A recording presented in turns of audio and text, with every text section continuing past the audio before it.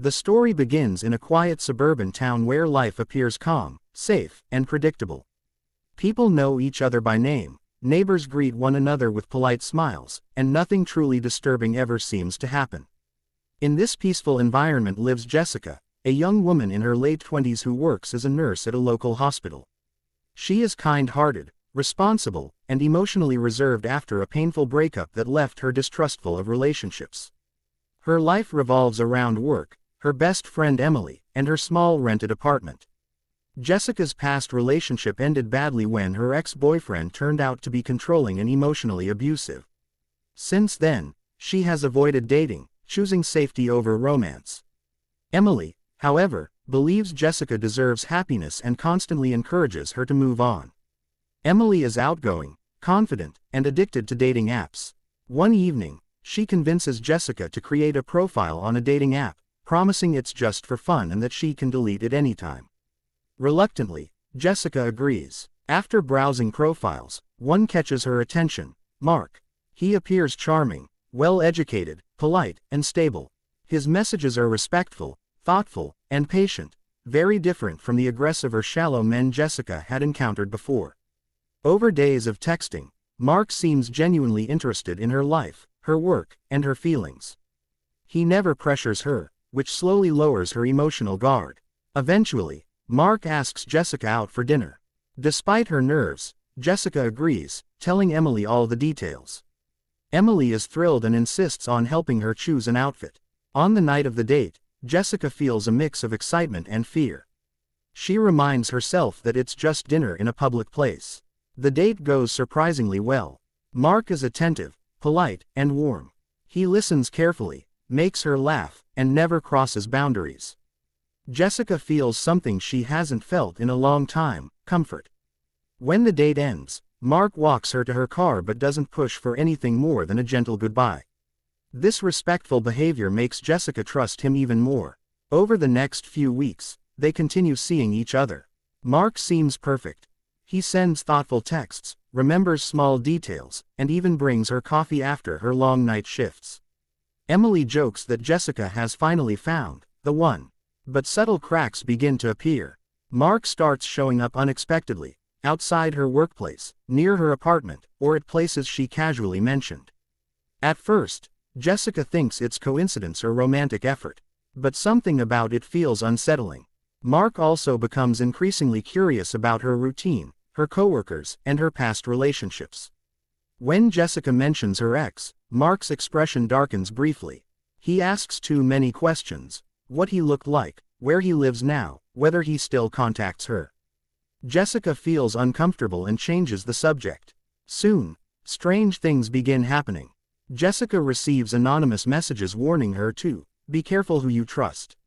She notices her car door unlocked when she's sure she locked it. One night, she hears footsteps outside her apartment door but finds no one there. She tells Mark about her fears, and he immediately suggests moving in together for her safety. The suggestion feels rushed. When Jessica hesitates, Mark becomes emotionally distant, claiming he just wants to protect her. Guilt creeps in, and she begins doubting her instincts. Emily, however, grows suspicious. She notices Mark's possessive behavior and warns Jessica to slow down. When Emily tries to look up Mark online, she finds very little information. No social media, no work history, nothing solid. This raises serious red flags. Jessica confronts Mark gently, asking about his past. Mark reacts defensively, accusing her of not trusting him.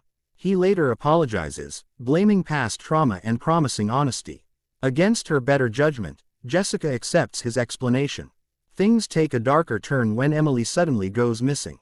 Emily doesn't show up for work or respond to messages.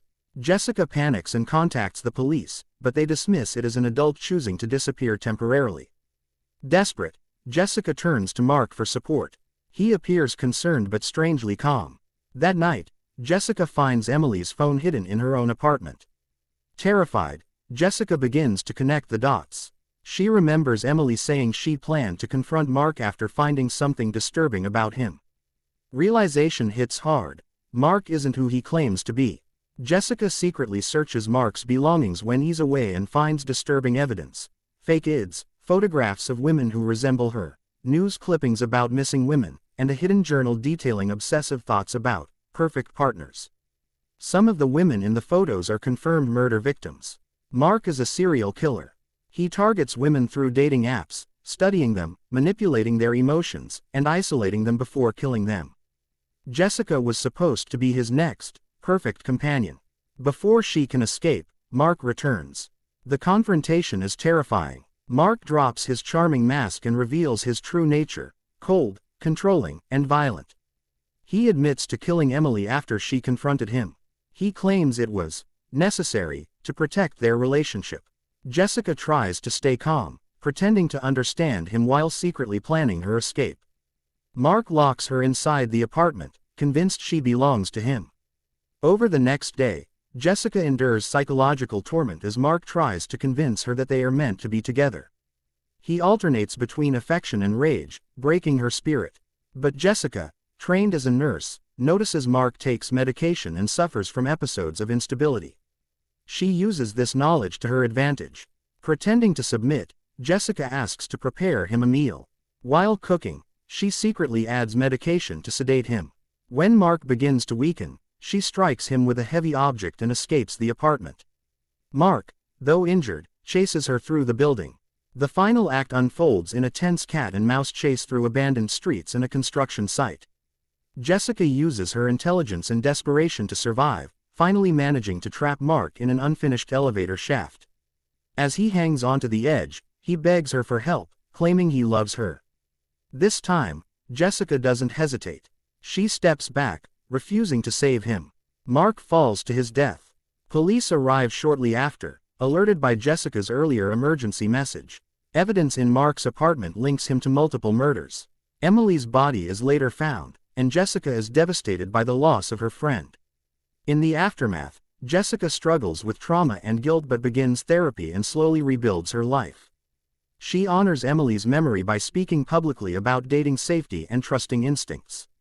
The movie ends with Jessica deleting the dating app and stepping outside into the sunlight, scarred but alive, stronger than before. The message is clear. Not all monsters look dangerous, and sometimes the greatest threat comes disguised as love.